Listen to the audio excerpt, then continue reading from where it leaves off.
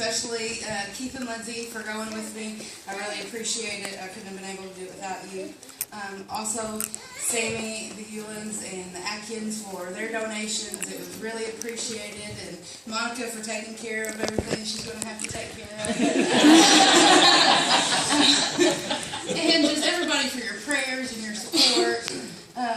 We had a big group. There was 13 of us all together, and we would have had 3 more, but poor Michaela and Stetson got sick, and Ariana had to work. So, but here's what made it today, and the rest of them are still recouping, I'm sure. But we had a great time. We got to Springfield safely, and we stayed at the Hilton, and we just had a blast, and we learned so much and enjoyed ourselves. So each of them had a little bit to say about a part of their weekend, and I think we're going to let Braden and Destin, we got some pictures going on of some of the people we met. And Braden and Destin, we had an improv group, 321 Improv, that showed a little bit of their, right there they are actually. So they did improv. So Destin and Braden are going to show you a little bit of that right now. Well, they were doing improv there, and like they were doing the hand gestures, and they were putting their hands in their pocket, taking money, splashing water on them, making them drink it. They poured it down their pants. They're pretty funny.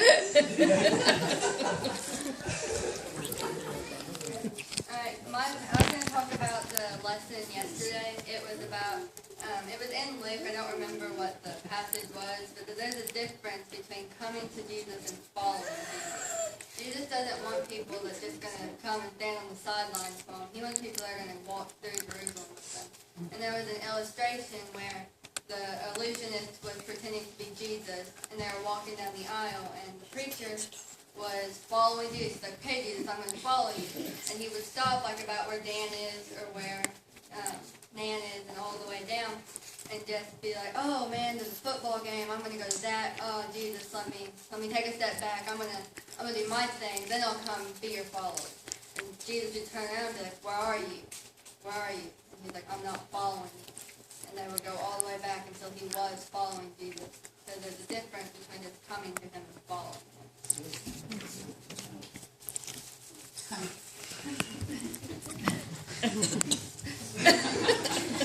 Well, this weekend, it was my decision to become one of my life missionaries.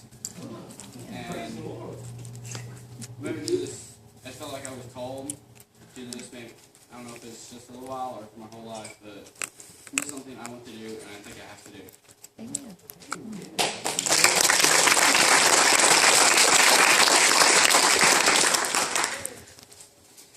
Well, the food there on the trip was pretty great.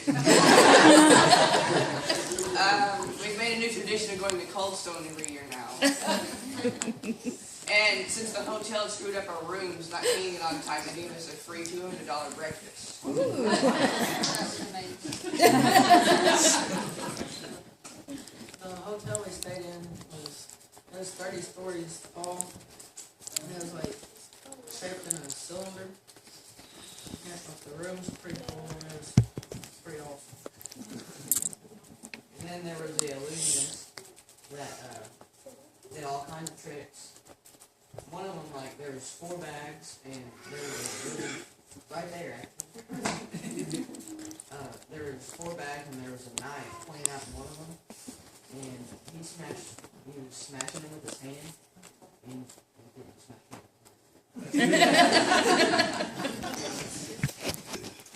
Thank you guys. We had a great time. Keith, you want to give them the statistics? We'll make him remember.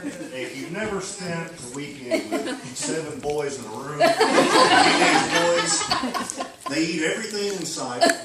They don't go to sleep. I think I finally got them to sleep about 1 or 2 o'clock in the morning. And, of course, I kept telling them, the next day, you're going to have to pay the price, guys. You got to get in bed. So the next day, about 7 o'clock, I went through the room. I went over and I grabbed the metal lid off of our ice tray and went in the other room and grabbed theirs and started playing the cymbals. And you're talking about guys scurrying. They were jumping out of bed, throwing socks on, they were getting ready. So we had a really good time. I was able to spend time with Tim Sadler this weekend, talked to him quite a bit. Last year they had 1,100 kids that showed up for this event. This year they had 1,672. So a big difference. The place was packed. When we first walked in, we got to hear this Christian rapper. What was his name, guys? Loudmouth, and he was loud. I didn't know if I was going to survive it or not. But so anyhow, I think after the first day they had 28 kids that came to Christ. I'm not sure how many dedications they had. I didn't get a chance to catch up with Tim that next morning, or rededications they had.